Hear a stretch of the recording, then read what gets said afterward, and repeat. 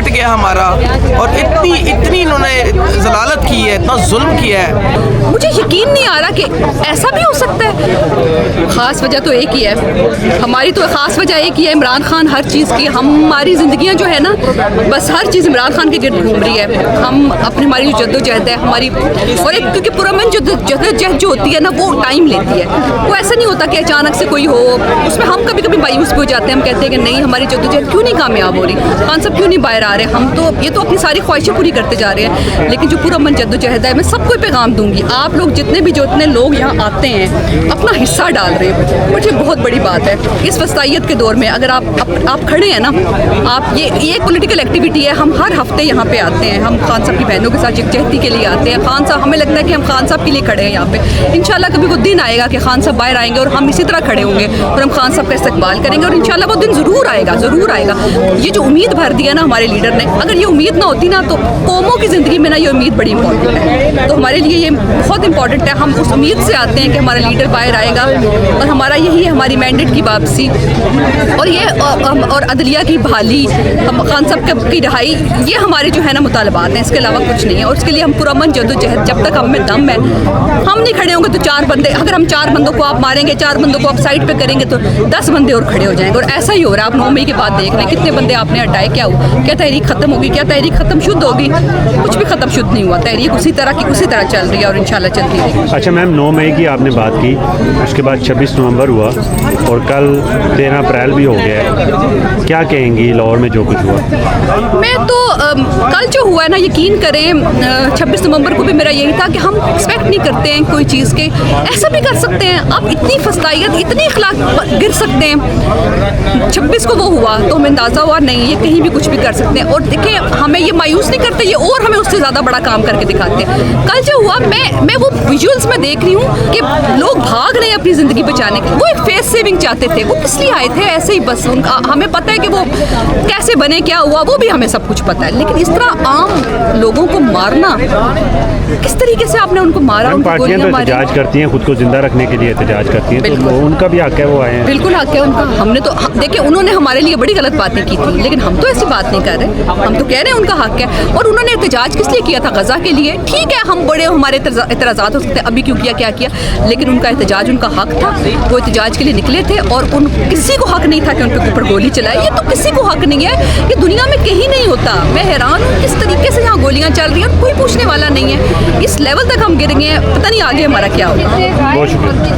ہمارا مقصد, ہمارا جو عمران خان صاحب ہیں ہمارے وزیر اعظم پاکستان, ان کے ساتھ اظہار یکجہتی, ان کی فیملی کے ساتھ اظہار یکجہتی, اور جو ان کو ناحق قید میں کیا ہوا ہے. آج عوامی اسمبلی لگی ہے, یہاں ہم نے اپنا ایجنڈا پیش کیا ہے.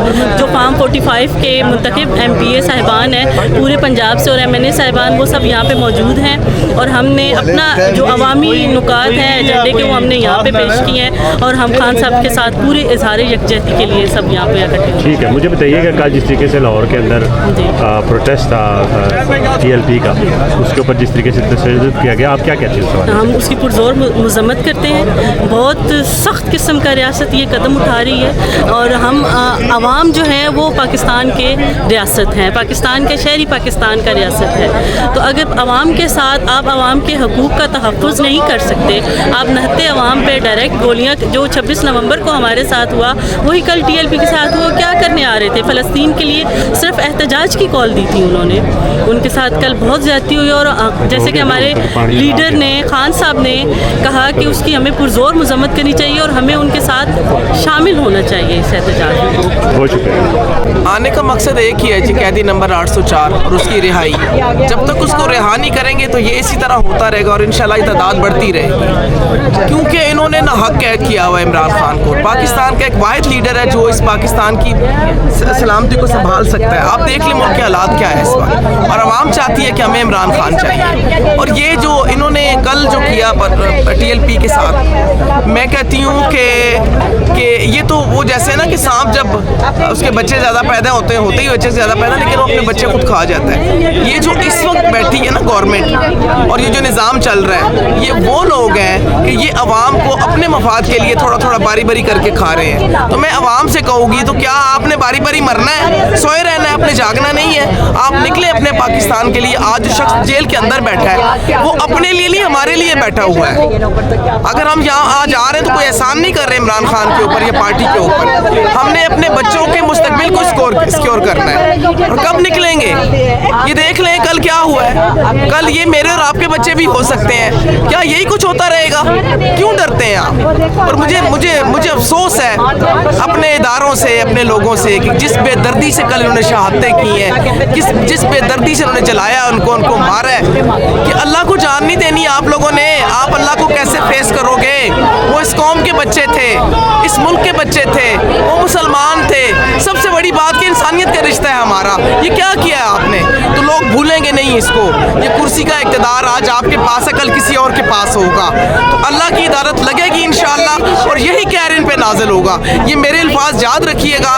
इंशाअल्लाह इन्होंने जो हमारे साथ किया 26 नवंबर को, वो और जो कल किया है इन्होंने, हम उसकी भरपूर मजम्मत करते हैं। और आज तो हमारे कप्तान ने जेल के अंदर से पैगाम दिया है कि TLP वालों के साथ खड़े हों, उनकी आवाज़ बने, उनके धरनों में, उनके एहतजाज में शामिल हों। और इंशाअल्लाह हम माएँ, बहनें, बुजुर्ग, बच्चे, हम सब उनके साथ इंशाअल्लाह खड़े होंगे। क्यों कि जब तक हमें हमारा हक नहीं मिलता, हम इसी तरह ये एहतजाज करते रहें।